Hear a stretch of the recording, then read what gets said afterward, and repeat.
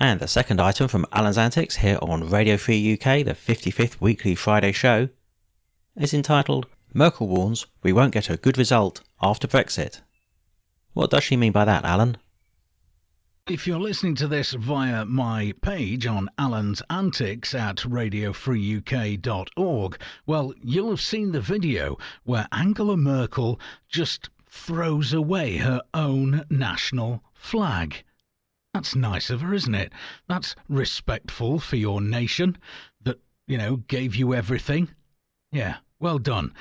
If you haven't seen it, well, pop along to YouTube and just search for Merkel throws away German flag. Who are you to lecture us, Mrs. Merkel? German chancellor accused of trying to bully Britain into staying in the EU.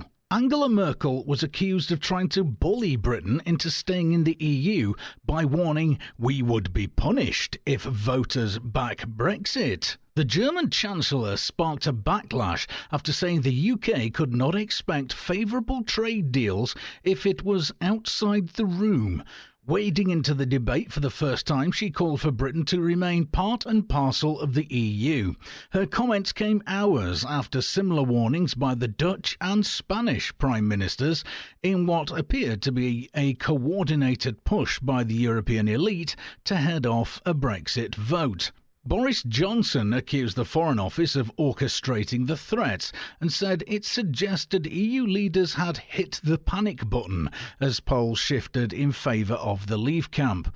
Quote, the Foreign Office is now desperately wheeling out foreign leaders to threaten the British people with retaliation if they dare to vote to leave and take back control, said the former Lord Mayor. The Germans and the Dutch must be worried if they want to stop sending Brussels £350 million a week. They'll have to pick up our tab for the EU's largesse. Angela Merkel's claims that we will have more negotiating influence if we stay in the EU are completely hollow. David Cameron tried to get reforms to free movement, but she blocked them. The In campaign are panicking because they can see that people are turning against them and simply do not believe their relentless campaign of doom and gloom. End quote. Former Tory Defence Secretary Liam Fox hit out at the veiled threats from Mrs Merkel and other EU leaders, saying, quote, when will they understand we will not be bullied into staying? Labour MP and Leave campaigner Kate Hoy said the German leader would be, quote, well advised to stay out of what is a very, very important vote for British democracy. Former Tory Defence Minister Sir Gerald Howarth said Mrs Merkel's refusal to offer serious concessions during David Cameron's renegotiation showed Britain had no influence inside the EU. Quote, Britain was instrumental in rebuilding Germany after the war and helping to restore democracy, he said. To be lectured by them for wanting to reclaim our own democracy is a bit rich and very disappointing. He added, the idea that we have influence inside the EU is for the birds. Tory MP Jacob Rees-Mogg suggested the veiled threat to punish Britain was bogus, as any attempt at a trade war would hit the economies of EU member states hard. He said, quote, does Mrs Merkel want to punish German car manufacturers from whom we import billions of pounds of cars each year?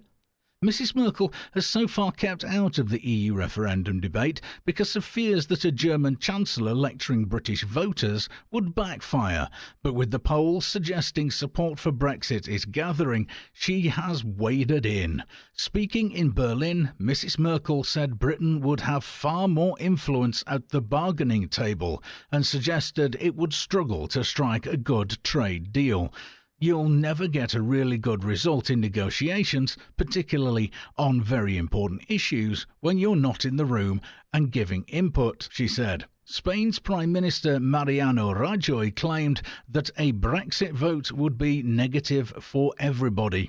Dutch leader Mark Rutte warned Brexit campaigners that their promise of a points-based immigration system would be met with a tit-for-tat response from other European countries. He told BBC News, quote, you would get a race to the bottom, and that's exactly what you don't want.